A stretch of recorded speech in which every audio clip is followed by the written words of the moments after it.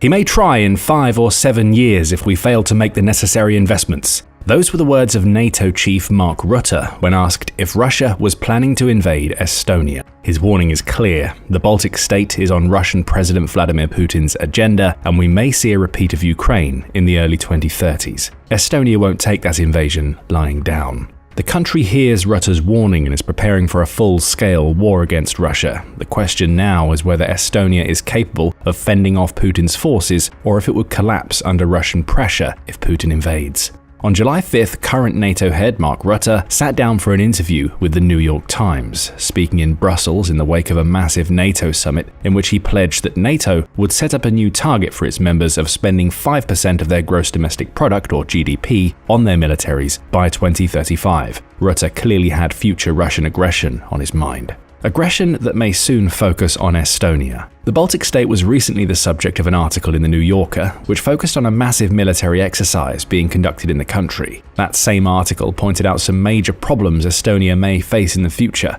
noting that the country had no air force or navy to repel a future Russian invasion. Rutte was quizzed about his thoughts on the situation, and he was quick to warn Putin away from Estonia. No, what the New Yorker described there is right, but it's not a wake-up call, because we have all the plans in place that if Estonia will be attacked, and the Russians know this, our reaction will be devastating, Rutte told the New York Times. As for what that reaction might entail, Rutte chose not to go into any specific details. I cannot go into all the details because Vladimir Putin, I know, is watching these programs, but we have to make sure that we not only have those plans, but that we also have the people and the military gear to back it up, Rutte said. However, he did reveal that any plans to defend Estonia would see the United States play a key role. And this is exactly why we need to spend more. But it's not that the Estonians are left to themselves. It will be the full force of NATO, including the full backup of the United States, which will come to the rescue, Rutte added. So that's good news for Estonia, right? Not necessarily. While Rutte warned that Putin knows he faces the full fury of NATO if he invades Estonia, that force needs to become what Estonia needs it to be. Otherwise, Putin's invasion will come sooner rather than later.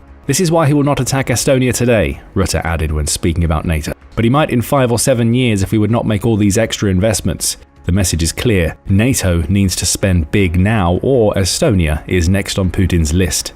Rutte's words aren't anything new to Estonia. The country had been warning of Putin's aggression for months before the NATO chief acknowledged the problem. Back in February, Reuters reported on comments made by Kaupo Rosin, who is the chief of Estonia's foreign intelligence service. Rutte's more recent comments are merely echoes of what Rosin said months ago. Russia has chosen a path which is a long-term confrontation, and the Kremlin is probably anticipating a possible conflict with NATO within the next decade or so, Rosin said at the time. And like Rutte, Rosin knows that preparation is the key to dealing with Putin's ambitions. If we are not prepared, the likelihood of a military Russian attack will be much higher than without any preparation, the intelligence chief added. What we have here are warnings, 2 of them.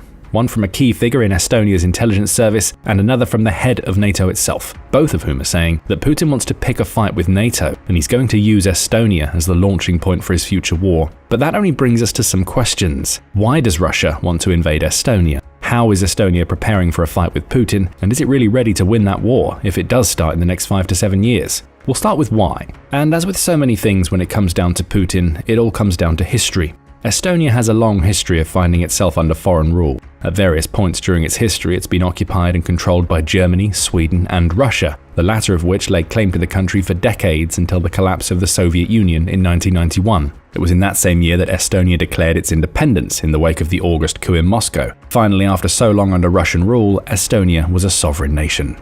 Putin thinks it shouldn't be. And evidence of that comes from the strange interview US pundit Tucker Carlson held with Putin in February 2024. Putin didn't mention Estonia by name in that interview. He didn't have to. Instead, Putin offered long and rambling justifications for his invasion of Ukraine that hinted at why Estonia and countries like it are on his radar. That's according to the Atlantic Council, which noted that much of Carlson's interview with Putin turned into a pseudo-history lesson from Russia's president. After sidestepping Carlson's initial question, the council says, Putin launched into a rambling half-hour lecture covering more than 1,000 years of Russian and Ukrainian history that placed the roots of today's war firmly in the distant past. His core message was chillingly simple. Ukraine has no right to exist, and he is fully justified in waging a war of aggression to reclaim historically Russian lands. The diatribe essentially amounted to Putin claiming that Russia's conquests of the past should hold true today. It's a similar message to one Russia's leader delivered in the summer of 2022, mere months after he launched his Ukraine invasion, in which he compared himself to Russia's former Tsar, Peter the Great.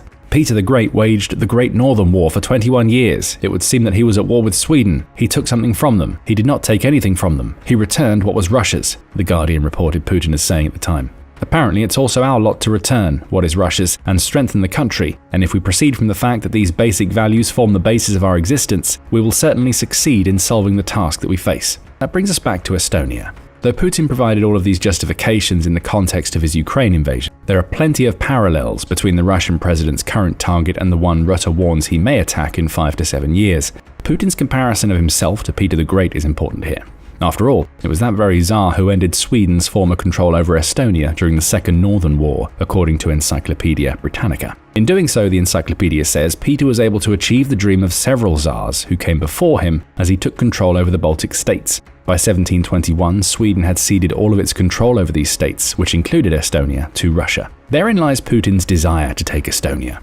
Many misinterpret Putin's current expansionism as a desire to rebuild the Soviet Union. That isn't the case. As the Carnegie Endowment for International Peace points out, Putin is actually anti-Soviet. It says that Russia's president views Vladimir Lenin as a destructive and subversive force who ruined the version of Russia that Putin aspires to recreate, the version that was at its most prominent under Peter the Great. The glorious Russian Empire of old that included Estonia, the rest of the Baltics, Ukraine, and many other states that are now sovereign and independent of Russia. More parallels come from the presence of Russian language speakers inside Estonia. In March, the BBC noted that Russia has been pressing against Estonia's border using hybrid warfare attacks. Of particular focus for Putin is the city of Narva, which the outlet says contains a large ethnic Russian community, to the point where more than 90% of the population speaks Russian as its native tongue. Many of the city's residents have dual citizenship between Estonia and Russia, the BBC adds. Again, we see the parallels. There's a reason why the likes of Donetsk and Luhansk, along with Crimea back in 2024, are such key targets for Putin. Those regions also contain plenty of people who trace their histories back to Russia itself, with both Donetsk and Luhansk even having puppet governments led by pro-Russian politicians who are under Putin's thumb. All of this only adds to the historical arguments that Putin makes, no matter how twisted those arguments may be.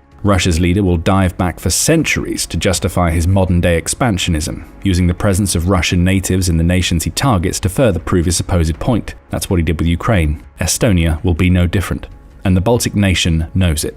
This doesn't mean that NATO has nothing to do with Putin's reasoning. Estonia would still serve as the launching point for a wider war against the collective defense organization if Putin chooses to invade. However, Estonia's history can't be ignored. Putin will inevitably point to it, just as he did with Ukraine, to explain his actions. All of this means that Estonia needs to prepare for a war with Russia, potentially in the next 5 years. That's precisely what it's doing, which brings us back to the second question we posed earlier in the video. How is Estonia getting ready for a fight against Russia? Landmines are one of the answers, a lot of them. On July 6th, Euromaidan Press reported that Russia had recently accused the tiny Baltic nation of trying to turn itself into a nuclear threat after Estonia expressed a willingness to allow NATO to host stealth aircraft on its territory. Estonia likely predicted this reaction. That's why it spent the last few months fortifying its 210-mile border with Russia as best it can, especially the previously mentioned city of Narva. Border infrastructure is planned to be built on the land border, the southeastern border, over a total of 115 kilometers. Part of that border is on water bodies, and no infrastructure will be built there because the water body itself acts as a natural barrier. Most of the southeastern border is located in difficult terrain and forested areas.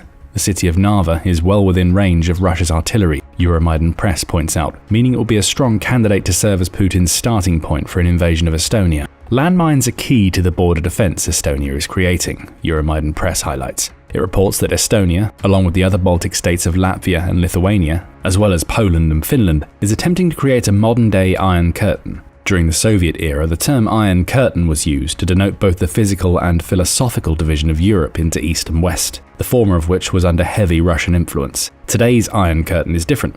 Estonia, along with the other nations we mentioned, have all left the Ottawa Treaty, which bans the use of anti-personnel landmines. They've done so seemingly for the express purpose of being able to lace their borders with these mines in preparation for a future Russian invasion. That's precisely what Estonia is doing right now. Beyond laying landmines, Euromaidan Press says Estonia has invested around $6.1 million into border defences in and around Narva. Those defences include the construction of 32 bunkers near the city, along with the creation of 12 ammunition depots and anti-tank barriers designed to slow down a Russian ground assault.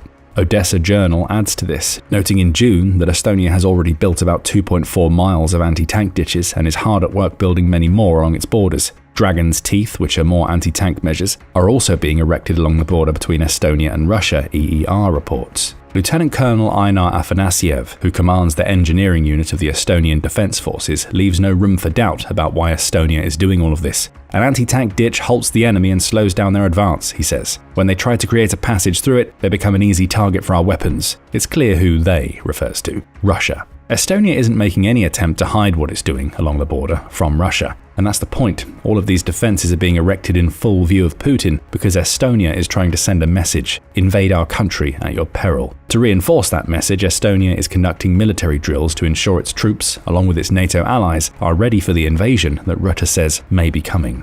In May, Estonia hosted a massive military exercise named Hedgehog 25. UNN reports the exercise involved 16,000 soldiers from 10 NATO countries, who took part in a 3-week simulation that saw mock Russian troops launch an invasion across the border. That's about as on the nose as such an exercise can get, and it allowed Estonia, along with NATO, to test what it calls the stretch approach to dealing with a Russian invasion. Under this approach, Baltic forces stationed in Estonia would delay a Russian offensive as the rest of NATO prepares to come to Estonia's aid. The idea is to ensure Russia doesn't advance into Estonia itself, or at least not far enough into the country to take any substantial amounts of territory before NATO can organize a full response. The exercise was comprehensive.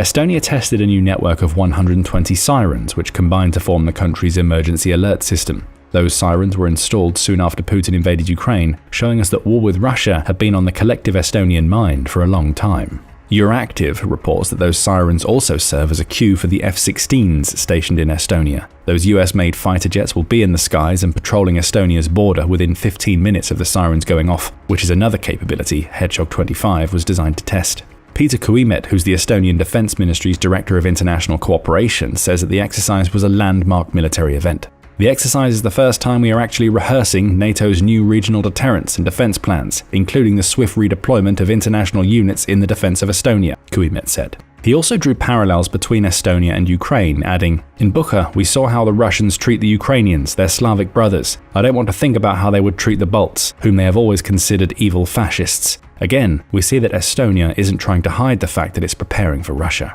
It's sending the message that it's getting ready as loud and clear as it can to Putin. And it's not just the large-scale military operations like these that send the message. Estonia is getting ready for a fight on a city-wide level, as we can see in the city of Narva. In April, France 24 reported on the conflicting attitudes in Narva. In a video, it highlighted that some in the city yearn for a return to the days of Russian rule, with one resident stating, "It's wonderful, what can I say? Russia is magnificent."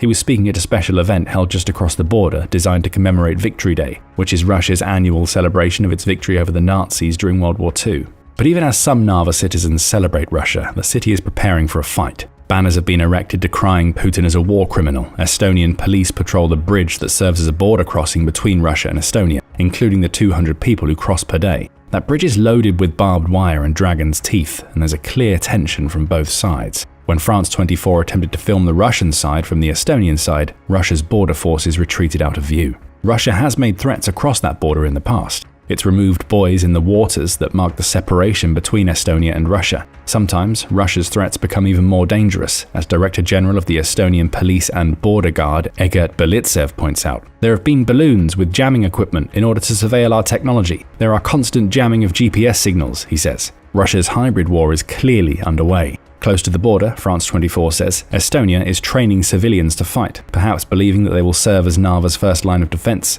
They are all part of the Estonia Defense League, and unlike some of Narva's citizens, they want to be ready to repel Russia if Putin invades. Finally, there's Estonia's defense spending. Estonia isn't a large nation. In 2024, Statista says the country's GDP was around $42.75 billion, though it's projected to increase to a little over $57 billion by 2030. Still, even with that relatively small GDP, Estonia is committing to spending as much as it can on its defense. In April, Estonia's government approved plans to increase the country's defense spending to 5.4% of its GDP, marking Estonia as one of the first NATO members to break the 5% barrier. It's well in advance of Rutte's goal to have every nation spending that much by 2035. Again, Russia is the reason why. Estonia is preparing for a fight with Russia. But is that a fight Estonia can win? On its own, the tiny Baltic nation doesn't stand a chance. Even after more than 3 years of attritional war in Ukraine, Russia has more than 100 times the number of people who are fit for military service and an active military of 1.32 million compared to Estonia's 7,700. Estonia only has 5 aircraft in its military. Russia has almost 4,300. Estonia has no tanks and over 129,000 fewer armoured vehicles than Russia. And when it comes to naval strength, Estonia's tiny fleet of 8 patrol vessels can't do anything against a Russian navy that has 419 assets. However, that's not the point. Estonia knows that it can't defeat Russia in a one-on-one fight. Every preparation it's making right now is in service of delaying Russia for as long as possible once NATO's Article 5 is triggered. That article lies at the heart of NATO's collective defence philosophy. It states that every NATO member is duty-bound to come to any single member's aid if that nation is attacked. Estonia, as a NATO member, only needs to be able to hold out for as long as it takes NATO to respond to a Russian invasion. And when that response comes, it drastically changes the game. Collectively, NATO is stronger than Russia in many departments. Statista points out that NATO has over 8.6 million military personnel compared to Russia's total of 3.57 million, when counting active soldiers, reserves, and paramilitary forces. The collective NATO Air Force is over 4 times the size of Russia's Air Force, and NATO's naval assets number 1,143. On the ground, NATO has 11,495 main battle tanks compared to Russia's ever-depleting stocks, 5,750, along with around 9 times the number of armoured vehicles. Of course, Russia neither nor NATO would dedicate their entire forces to a war in Estonia, at least not initially. Plus, the strength of NATO's response hinges on whether the US would get involved, or leave NATO's European members to help Estonia. Nevertheless, the plan is clear. Estonia will serve as NATO's first line of defense against Putin's forces, and it's preparing to do just that. The key now is that NATO, as a collective, needs to be ready to reinforce that first line if Russia does invade in the next 5 to 7 years. It should be ready. Many of its members are making the right moves, at least in terms of their defense spending. However, Putin may still want to take the risk, especially if he believes that there are divisions in NATO. Regardless, one thing is for certain: Estonia is prepared for a fight. But if Ukraine keeps on fighting as hard as it is, Estonia may not even have to worry about Putin. Ukraine has just killed a top Russian Navy commander who'd only been in the job for a handful of months. Find out more and what this means for Russia in our video. And remember to subscribe to The Military Show for more videos covering how NATO is getting ready for a fight with Russia.